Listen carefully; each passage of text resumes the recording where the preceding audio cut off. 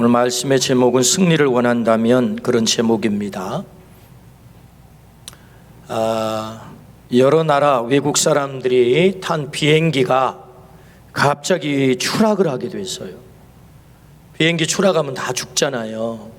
조종사가 아주 침착하게 우리가 살 길이 있습니다. 세 사람만 뛰어내리면 우리 비행기가 추락하지 않고 살 수 있습니다. 서로 눈치만 보다가 한 사람이 용감하게 탁 나서는 거예요. 예술의 나라 프랑스 사람이 죽음도 예술이다 하고 뛰어내렸어요. 얼마나 사람들이 감동했겠어요? 또 한참 눈치를 보고 있는데 한 사람이 용감하게 나섰어요. 세계 최강 미국의 자긍심으로 탁 뛰어내린 거예요. 사람들이 막 박수를 쳤어요. 세 번째 한 사람만 더 뛰어내리면 사는 거예요. 그때 의지 한국인이 탁 등장을 하셔가지고 대한민국 만세! 하고는 탁 뛰어내린 줄 알았더니 옆에 있는 일본 사람 팍 차버렸어요.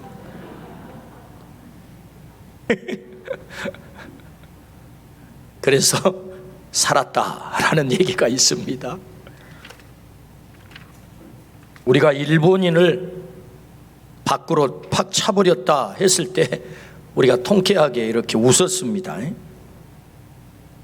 그것은 일본과 우리의 역사적인 관계 속에서 아직도 아픔이 남아있는 거예요.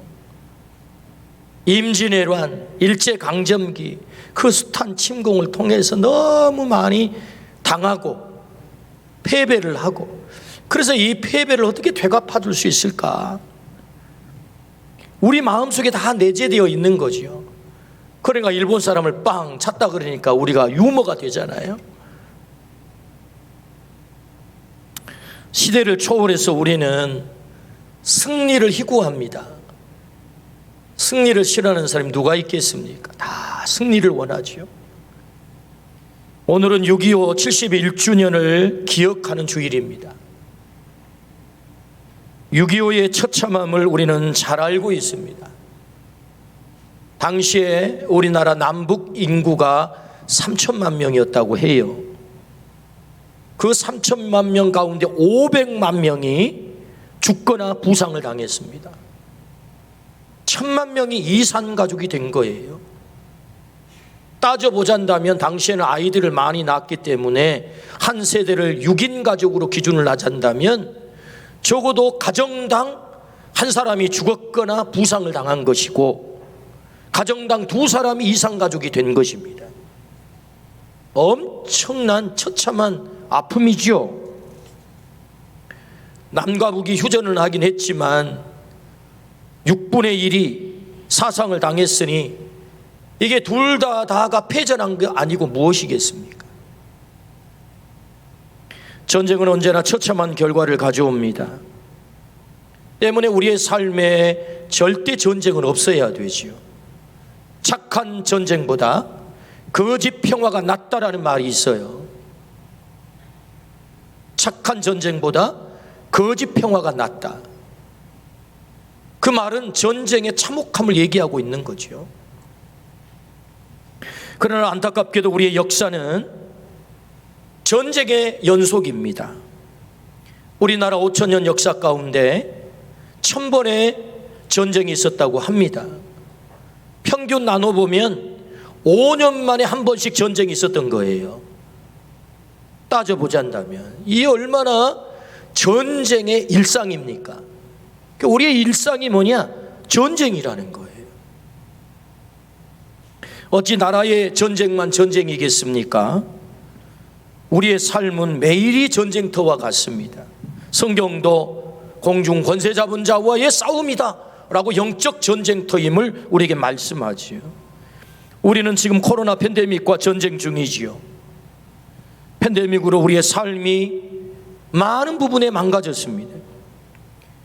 우리는 경제전쟁을 해야 하고 젊은이들은 일자리 전쟁, 이념 전쟁, 비진리와 전쟁, 질병과 전쟁, 불공정과의 전쟁, 지키는 자와 깨뜨리려고 하는 자와의 전쟁, 우리 삶의 자리자리마다 수많은 전쟁터가 있어요. 주님은 우리가 이런 전쟁터에서 반드시 승리하기를 원하시죠. 오늘 말씀의 결론이 무엇입니까? 오늘 본문 말씀의 결론이 여호와 니시입니다. 여호와 니시라는 말은 여호와 나의 깃발이라는 뜻인데요, 왜 깃발을 흔들겠습니까? 승리의 깃발을 흔드는 거죠. 승리했을 때 높은 자리에 올라가 거기에 깃발을 흔드는 것, 여호와 니시라고 하나님이 우리에게 승리를 주셨다. 그게 여호와 니시거든요. 오늘 이 말씀을 왜 주실까요? 오늘 네가 승리하면 좋겠어. 여호와 니시, 승리의 깃발을 들기를 원해. 이게 주님의 마음이거든요. 전쟁터 속에 살아가는 오늘 우리들에게 네가 반드시 승리하면 좋겠어. 작은 전쟁이든 큰 전쟁이든 네가 그 전쟁에서 승리하여 여호와 니시, 그 깃발을 좀 흔들어 볼래? 이게 주님의 말씀이란 말이죠. 오늘 말씀을 통해서 여호와 니시의 깃발을 흔들기를 주의 이름으로 축원합니다. 그렇다면 여러분, 우리가 어떻게 승리할 수 있을까요? 그 첫 번째는 우리에게 전쟁이 있다라고 말씀하세요. 이 말씀을 좀 더 다르게 표현해 보면 전쟁을 통하여 네가 배워야 될 것이 있어, 그걸 말씀하는 것입니다. 오늘 본문 8절입니다. 그때에 아말렉이 와서 이스라엘과 르비딤에서 싸우니라. 하나님은 애굽 땅에 10가지 재앙을 내려서 이스라엘 백성을 해방을 시켰습니다. 바로를 항복시킨 거지요. 이스라엘 백성 기적적으로 해방을 받았습니다. 이제 남은 것은 하나님의 뜻에 순종하여 가나안 땅으로 진군하는, 하나님의 뜻, 가나안 땅으로 진군하는 것이 남아있죠. 그런데 이상한 것은 하나님의 뜻인데, 하나님의 뜻이라면 그 길이 꽃길이어야 하는데 그 길이 꽃길이 아니라는 것입니다. 광야길이었다, 성경은 그렇게 말씀하지. 우리가 하나님의 뜻을 준행하면 하나님이 하나님의 뜻대로 살기 때문에 우리의 길을 꽃길로 만들어 줘야 돼라는 기대가 있죠. 그런데 성경은 그렇게 말하지 않는다고요. 광야길, 가나안까지 도착하는데 그 지형상 광야가 있다면 뭐 그거야 광야길을 통과해야 되겠죠. 그러면 전쟁은 없애줘야 될 것 아니겠습니까? 전쟁은 막아줘야 될 것 아니겠습니까? 그런데 전쟁이 있는 거예요. 하나님이 안 계셔서 전쟁이 있는 거 아닙니다. 하나님이 계신데도, 하나님이 인도에 가시는데도, 하나님의 뜻을 준행하는데도 전쟁이 있는 거예요. 전쟁이. 질문이 생기죠. 왜 꼭 전쟁이 있어야 합니까? 하나님의 뜻에 순종하여 가나안 땅 길에 가는 이 길에 왜 전쟁이 하필 있어야 됩니까? 그것은 그 전쟁을 통해서 4가지를 가르쳐 주는 겁니다. 4가지. 그 첫 번째는요, 죄로 말미암아 에덴 동산의 평화를 잃어버린 인간에게는 전쟁은 피할 수 없는 거라는 거예요. 죄 아래 놓여 있는 인간들은 탐욕 때문에 전쟁을 피할 수 없다. 전쟁의 일상성을 가르쳐 주는 거예요. 두 번째는요, 하나님의 뜻을 이루어가는데 반드시 방해자가 있다는 것입니다. 방해자가 있다. 세 번째는요, 그 전쟁을 통해서 하나님의 연단, 훈련이 있다라고 말씀하세요. 전쟁을 다른 말로 표현해 보면 고난이라고 말할 수 있습니다. 우리의 인생길에 고난이 있지요. 원치 않은 고난이 있습니다. 그 고난이라고 하는 전쟁을 통해서 우리에게 훈련시키시려고 하는 하나님의 뜻이 있는 거예요. 네 번째는요, 그 전쟁을 통해서 승리를 학습해야 되겠다. 승리를 학습해야 되겠다. 그걸 가르쳐 준단 말이지. 4가지를 우리에게 가르쳐 주시기 위해서 때로 하나님의 뜻을 준행하는데 전쟁이 있음을 우리에게 말씀하지요. 자, 문제는 그 전쟁에서 우리가 승리해야 되는 것 아니겠습니까? 4가지의 전쟁의 가르침이 있지만 중요한 것은 그 가르침을 배우면서 우리가 승리해야 된다. 그렇다면 어떻게 승리할 수 있겠어요? 두 번째, 산에 올라 기도의 손을 들라라고 말씀하세요. 전쟁의 일상, 우리의 삶 가운데 전쟁이 일상이다 뿐만 아니라 그 전쟁을 통해서 우리를 연단시키고 훈련시키신다. 그 전쟁을 통해서 하나님의 뜻을 방해한다는 거죠. 하나님의 뜻을 준행하는데 방해자가 있다. 그 전쟁을 통해서 승리를 학습해야 된다라고 말씀하셨다면 이제 우리가 그 승리를 학습해야 되지 않겠습니까? 어떻게 승리할 수 있겠습니까? 그것이 두 번째 우리에게 들려주신 말씀인데, 산에 올라 기도에 손을 들라라고 말씀하셨어요. 오늘 본문 9절에서 10절 말씀입니다. 모세가 여호수아에게 이르되 우리를 위하여 사람을 택하여 나가서 아말렉과 싸우라. 내일 내가 하나님의 지팡이를 손에 잡고 산 꼭대기에 서리라. 여호수아가 모세의 말대로 행하여 아말렉과 싸우고 모세와 아론과 훌은 산 꼭대기에 올라가서. 아멘. 이상한 전쟁입니다. 모세가 전투 현장에 나가지 않고 어디로 갑니까? 산 꼭대기로 갑니다. 효과적 전투를 위해서는 모세가 직접 전투 현장에 나가서 지휘해야 됩니다. 왜요? 여호수아는 검증되지 않는 지도자거든요. 여호수아의 인도하에 한 번도 전쟁을 해본 적이 없어요. 때문에 여러분, 이 심각한 전쟁 패하면 다 죽는 거거든요. 그렇다면 적어도 노련한 백성들을 지금까지 인도해온 확실한 리더십을 가진 모세가 지휘를 해야 돼요. 그런데 어떻게 하지요? 여호수아에게 전쟁의 총사령관을 맡기고 모세는 저 산꼭대기 위로 올라간단 말이죠. 이상한 전쟁입니다. 누가 전투 지휘를 하느냐에 따라서 전쟁의 승패는 결정이 나지요. 우리가 잘 아는 통쾌한 말이 있지 않습니까? 전하, 신에게는 12척의 배가 있나이다. 여러분, 이 말이 왜 나왔지요? 저 진도 울둔목에 저 일본 놈들 배가 130척이 쳐들어오고 있는 거예요. 그 후미에는 또 70척이 따라붙고 있는 거예요. 여러분, 200척의 배가요 저 진도 울둔목에 올라오고 있어요. 그때 우리나라의 배는 고작 12척 배가 있었답니다. 전하, 신에게는 12척의 배가 있나이다. 이 얼마나 처참한 얘기입니까? 근데 여러분, 우리가 알다시피 이 울둘목 전투를 우리 명량대첩이라고 합니다. 그래서 그 적들의 그 배를 괴멸시켜서 여러분, 그 전쟁에서 대승리를 거두지 않습니까? 누가 지휘하지요? 이순신 장군이 지휘한 거예요. 해군 전쟁 역사에 전무후무한 기록을 남기는데 23전 23승. 여러분, 이순신 장군이 해전을 치르는데 전쟁을 해가지고 23승 23전 23승을 했다는 거예요. 지휘자가 누구냐가 중요하다 그 말이지. 전투의 지휘자 때문에 여러분, 아말렉과 전투의 모세는 전투 현장에서 사령관이 되어서 전투를 지휘해야 됩니다. 그런데 모세는 전투 현장이 아닌 산꼭대기에 오릅니다. 그리고 산꼭대기에서 고작 하는 일이란 전투와 아무 관계없는 두 손을 드는 일입니다. 무슨 능력이 있겠습니까? 이 전쟁에 두 손을 든다는 것, 후방에서 이 무슨 능력이 있겠습니까? 참 이상한 전쟁이지.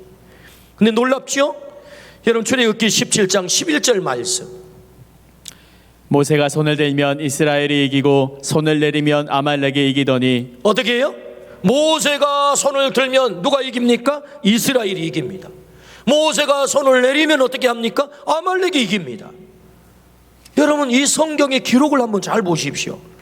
여호수아가 전투 현장에서 전술과 전략 지휘를 잘해서 열심히 싸워가지고 전투에 이겼다가 아니잖아요. 지금 이 말씀이 성경의 의도가 어디 있는 것입니까? 여러분, 여호수아의 이 전투를 무시하는 거 아닙니다. 여호수아도 최선을 다했을 거예요. 현장에서 백성들도 전투에서 최선을 다했을 거예요. 근데 그 최선을 다한 전투가 이 전황을 결정하는 게 아니고 후방에 서서 손을 들고 기도하는 모세의 기도의 손이 전쟁의 승패를 결정하다, 이 말이지. 이 말씀의 의도가 어디 있는 것입니까? 속뜻이 어디 있는 거예요? 전쟁은 내게 속한 거야. 지금 하나님이 그거 말씀하고 있는 것 아닙니까? 전쟁은 내게 속한 거. 그 전쟁의 승패를 결정하는 자는 바로 나야. 너의 기도가 그 전쟁의 승패를 결정해. 네가 내게 나와 내게 안테나를 세우고 내게 기도할 수 있다면 너의 인생의 전쟁터에 내가 너의 승리를 줄 거야. 할렐루야. 지금 이거 말씀하고 있는 것이거든요. 여러분, 우리가 하나님 앞에 나아가 손들고 기도하기를 주의 이름으로 축원합니다. 전투 현장에서 열심히 싸우는 것 대단히 중요합니다. 경제적인 행위 열심히 하는 것 중요합니다. 부지런히 일하는 것 대단히 중요합니다. 공부 열심히 해야 됩니다. 그러나 그것만 가지고 승리할 수 있는 게 아니라고 말씀하세요. 우리의 인생의 궁극적인 승리가 거기에 있는 게 아니고 하나님이 손들어 주셔야 승리할 수 있다. 할렐루야. 어떻게 해요?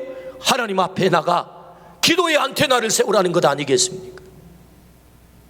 그때 승리가 주어지는 거야. 이걸 학습시키는 거예요. 승리를 학습하는 것입니다. 승리를 학습하는 이 승리의 원리가 뭐냐? 하나님께 안테나를 세우라는 거예요. 여러분, 하나님께 안테나를 세우기를 주의 이름으로 축원합니다. 그렇다면 여러분, 왜 하필이면 모세는 이 산꼭대기에 올라가 손을 들고 기도했을까요? 이런 질문이 생기잖아요. 여러분, 예수님은 기도에 대해서 뭐라고 말씀하세요? 야, 얘들아, 골방에 들어가서 기도해라. 이거 예수님의 가르침과 정반대 가르침입니다. 이 말씀은 아니, 모세는 아예 다 사람들이 보는 산 꼭대기에 올라가서 알게 기도하라는 거야. 알게 손을 들고 기도한지 안 한지 다 보이게. 근데 예수는 뭐라고 하셨어요? 골방에 가서 기도하라는 거예요. 때로 우리의 기도의 상황은 다 다릅니다. 획일적이지 않아요. 그렇다면 왜 하필 모세는 산 위에 올라가 손을 들고 기도할까요? 성경의 기록에 의하면 남자 장정만 60만 명, 여자 어린이 합치면 약 200만 명이 출애굽한 걸로 학자들은 대부분 동의를 합니다. 그렇다면 여러분, 아말렉과의 전투에서 몇 명이 나가서 전쟁을 했을 것 같습니까? 뭐 한 10,000명?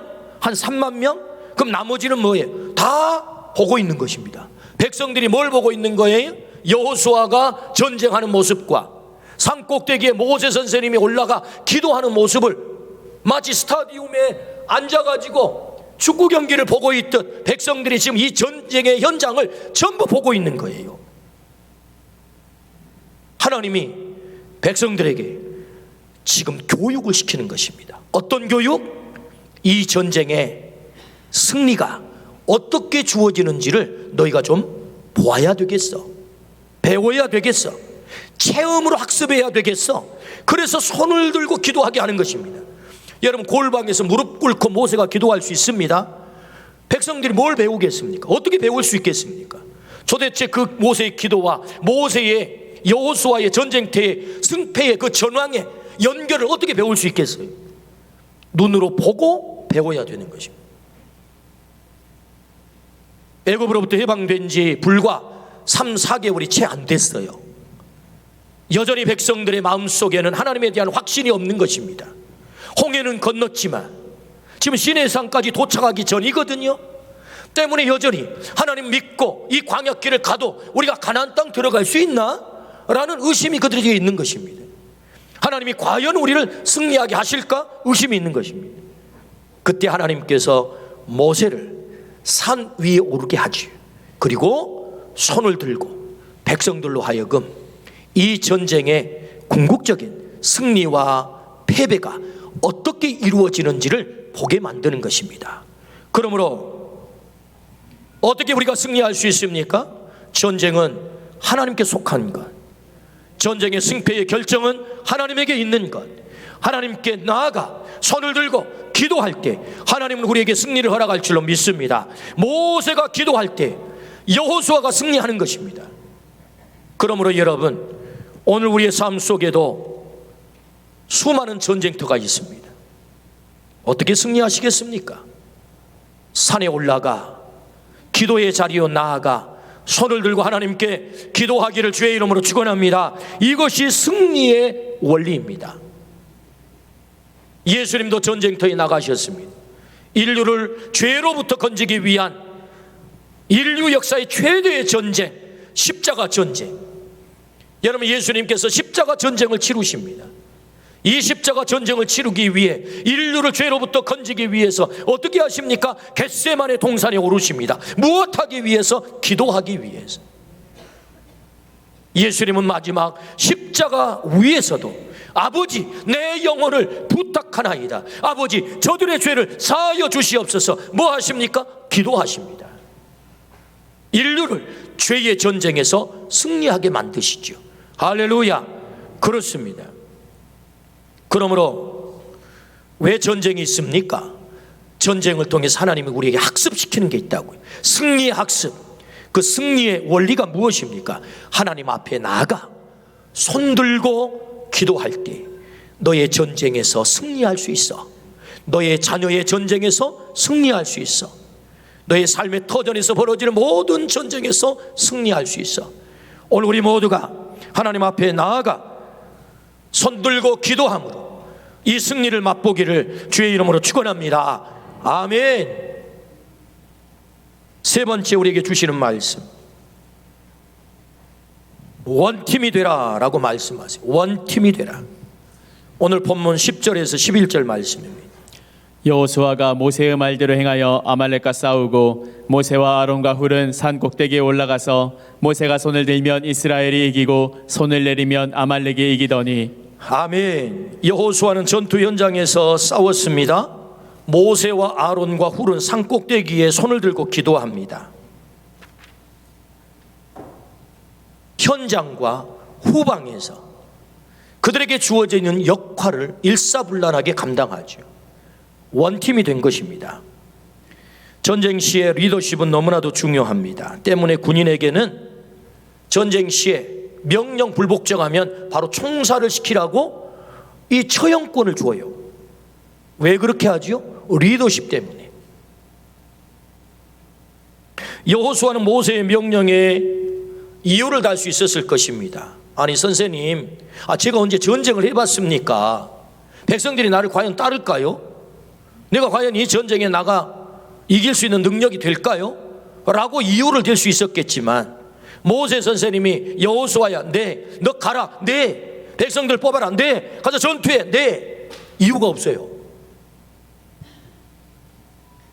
아론과 훌도 마찬가지입니다. 형님들, 아론은 모세 직접 형님이고 훌은 외형이기 때문에 형님들이라고요. 형님들, 우리 산꼭대기로 갑시다. 여러분, 이 형님들께서 아우에게 할 얘기가 얼마나 많았겠어요. 아니 이 심각한 순간에 왜 당신이 산꼭대기로 가? 당신이 저 지휘를 해야지. 저 애송이 여호수아가 무슨 전쟁을 할 수 있겠어? 라고 아론과 훌은 얼마든지 하고 싶은 얘기가 많았을 거예요. 근데 아무 이유가 없어요. 예, 아우님 갑시다. 그리고 산꼭대기에 오르는 것입니다. 다시 말하면 여호수아, 아론, 훌, 모세가 어떻게 해요? 원팀이 됐다고. 원팀이 되어서 자기에게 주어진 역할을 최선을 다하여 감당을 합니다. 어떻게 그것이 가능했을까요? 어떻게 이유가 없이 모세의 이 리더십에 다 순종하고 따를 수 있었을까요? 그것은 모세가 하나님과 원팀이 된 것을 본 거예요. 모세가 하나님과 철저하게 원팀이 되는 것을 본 거예요. 바로 앞에, 여러분 서슬퍼런 바로 앞에 모세가 당당하게 서서 하나님의 말씀을 선포하는 것을 누가 봅니까? 아론과 훌이 보는 것입니다. 여호수아가 보는 거예요. 와, 모세는 하나님과 한 팀이구나. 하나님 함께하니 10가지 재앙이 내리고 하나님 함께하니 홍해도 갈라지는구나. 할렐루야. 백성들은 다 원망하고 불평하고 우리 여기 다 죽었습니다. 그때 모세는 하나님께 손을 들어요. 하나님, 이 홍해에 우리를 다 수장시키시겠습니까? 우리를 살려주세요. 하나님과 한 팀이 되는 모세를 본 거라고요. 마라를 지나가게 됩니다. 물이 없어 그들이 다 죽게 생겼어요. 근데 물을 만났는데 물이 써요. 먹을 수가 없어요. 백성들이 다 원망을 합니다. 그때 원망하지 않고 하나님 앞에 손을 든 한 사람이 있습니다. 누굽니까? 모세입니다. 하나님, 이 물이 써요. 백성들이 목말라 지금 죽습니다. 제발 우리로 하여금 물을 먹게 해 주십시오. 하나님께 손을 들고 기도하는 한 사람, 모세.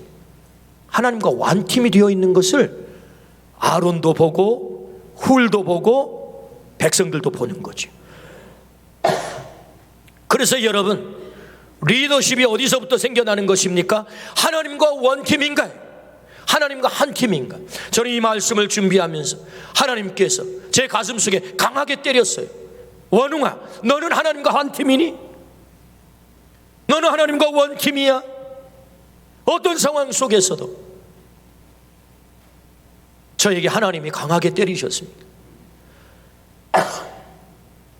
하나님, 부족함이 많지만 하나님의 뜻에 목숨을 걸어볼게요. 몸부림치며 살아볼게요. 하나님의 뜻에 순종하기 위해서 다 하나님을 떠나도 하나님 앞에 무릎을 한번 꿇어볼게요. 그렇게 하나님 앞에 기도를 했습니다. 중요한 것은 하나님과 원팀인 거예요. 하나님과 원팀이 되기를 주의 이름으로 축원합니다. 모세가 손을 들었다는 말은 하나님께 안테나를 세웠다 그 말입니다. 백성들과 하나님 사이에 연결시키는 그 안테나를 누가요? 모세가 세운 것입니다. 모세가. 여러분, 그냥 손을 든 게 아니에요. 하나님과 완팀을 이루는 손을 들었단 말이지. 그 완팀이 되었을 때 이스라엘 백성은 여호와 니시, 승리의 깃발을 흔들 수 있는 줄로 믿습니다. 아멘. 여러분, 2차 세계대전에 해방을 받고 독립한 나라 가운데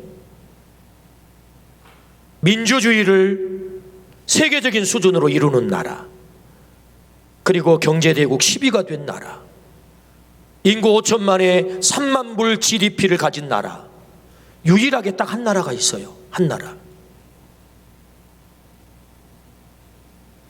복음이 전해진 지 130년 만에 인구의 20%가 복음화가 된 나라가 딱 인류에 하나 있습니다. 세계에 하나 있어요. 여러분, 이 둘이요, 우연한 게 아닙니다. 여러분, 복음이 전해져서 130년 만에 인구의 20%가 복음화가 되어 하나님과 원팀이 된 나라, 유일하게 세계에 하나 있어요. 2차 세계대전 독립을 하고 그것도 5년 만에 한국전쟁을 치르고 세계에서 가장 가난한 나라가 경제대국 10위를 이루고 민주주의를 이룬 나라가 유일하게 딱 하나 있어요. 그 나라가 어떤 나라라고요? 대한민국이에요. 대한민국. 자랑스러운 대한민국. 뭐 이러고 저러고 나라에 대한 불만이 많지만 사실은 외국 나가보세요. 정말 대한민국이 대단한 나라입니다. 그 잘 산다는 유럽을 제가 가봤더니요, 유럽의 여러 나라를 돌아봤거든요. 화장실 가도 돈 받아요. 원 세상에 화장실을 마음대로 갈 수 있나? 물도 돈 내고 사 먹으라 그래요. 식당에 가도. 어느 나라가 커피를 그냥 줍니까? 우식으로.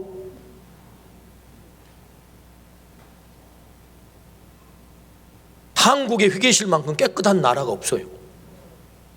여러분, 제가 미국도 가보고 유럽의 여러 나라도 가보고 대단한 나라를 다 가봤지만 대한민국 정말 대단한 나라.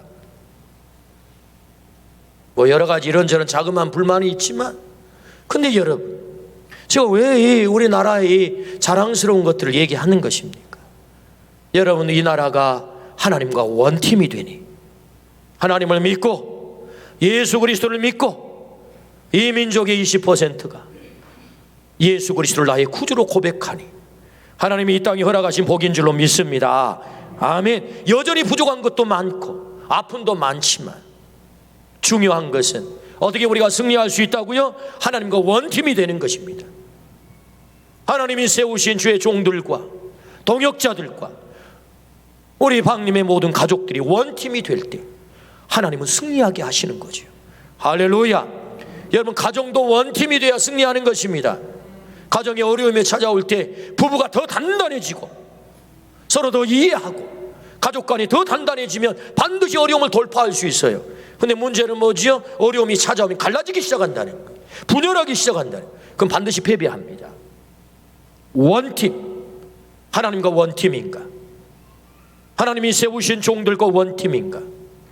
오늘 우리 모두가 이 하나님과 원팀을 이루기를 주의 이름으로 축원합니다. 목사가 하나님과 원팀을 이루고, 장로님이 하나님과 원팀을 이루고, 우리 권사님과 집사님들이 하나님과 원팀을 이루고, 우리 박님의 모든 가족들이 하나님과 원팀을 이룬다면 하나님은 반드시 승리하게 하실 줄로 믿습니다. 아멘. 미국의 남북전쟁이 일어났습니다. 전쟁 초반에는 북군이 계속 남군에게 밀립니다. 얼마나 스트레스를 받았는지 75kg 정도 되는 링컨 대통령의 몸무게가 거의 50kg 가까이 막 빠졌다는 거예요. 너무너무 스트레스가 심해가지고. 그래서 링컨 대통령은 새벽마다 일어나서 2시간에서 3시간 기도를 했답니다. 어느 날 기도를 하고 나오는데 그의 참모가 각하, 하나님도 참 고민이 많겠습니다. 아니 그게 무슨 소리요? 아니 저 남부군의 수장인 남부군의 총사령관 리 장군도 날마다 하나님께 기도한답니다. 아니 각하도 기도하고, 남부군 북군의 대표 각하도 기도하고, 남군의 대표 리 장군도 기도하고, 우리 하나님이 얼마나 고민스럽겠습니까? 하나님이 우리 편 되면 참 좋겠는데. 그러자 링컨 대통령이 그 참모에게 이렇게 대답을 했다고 해요. 맞아, 하나님이 우리 편 되면 참 좋지. 하나님은 언제나 우리 편이시나래. 그러나 문제는 우리가 그 하나님 편에 서 있는가가 문제일세. 하나님 편에 서 있는가? 우리가 하나님 편에 서 있는가? 우리가 하나님 뜻에 서 있는가? 하나님이 원하는 그 길에 서 있는가? 결국은 하나님 뜻에, 하나님 편에 서 있었던 북군이 승리를 하고, 하나님이 그토록 해방하기를 원하시는 노예가 해방이 되잖아요. 그래서 미국이 하나가 되잖아요. 우리가 하나님 편에 서 있는가? 하나님과 원팀인가? 승리를 원하십니까? 승리를 하려면 전쟁이 있습니다. 잊지 말아야 합니다. 전쟁을 통해서 하나님은 우리에게 승리를 학습하라고 말씀하십니다. 승리를 학습하라고 말씀하세요. 어떻게 승리할 수 있습니까? 현장에서 열심히 전투해야 됩니다. 열심히 우리의 삶을 살아내야 됩니다. 근데 그것만 가지고는 안 된대요. 산 위에 올라가 손을 들고 하나님 앞에 안테나를 세우고 하나님께 기도할 때 우리가 승리할 수 있다 라고 말씀하세요. 하나님과 원팀인가? 하나님은 우리가 여호와 니시 승리의 깃발을 흔들기를 원하세요. 오늘 우리 모두가 그 승리의 깃발 여호와 니시 승리를 오래 하기를 주의 이름으로 축원합니다. 아멘. 기도하십시다.